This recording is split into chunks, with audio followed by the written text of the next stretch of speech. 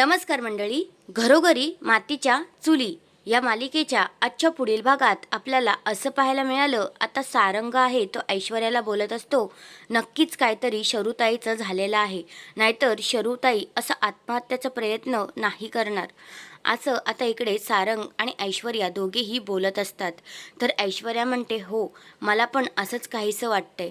दुसऱ्या बाजूला आता जी जानकी आहे ती ऋषिकेशला म्हणते, ऋषिकेश तुम्हाला माहिती आहे का, शरुताईने मला एक गोष्ट सांगितली की त्यांच्या नवऱ्याने 1.5 कोटीचं लोन घेतलं होतं त्यांच्या नावावर आणि ते फरार झाले आहेत. असं आता इकडे जानकी ऋषिकेशला सांगते. तर ऋषिकेश म्हणतो, काय बोलतेस काय जानकी? तर मग आता जानकी म्हणते, हो शरुताईनेच मला हे सगळं काही सांगितलं.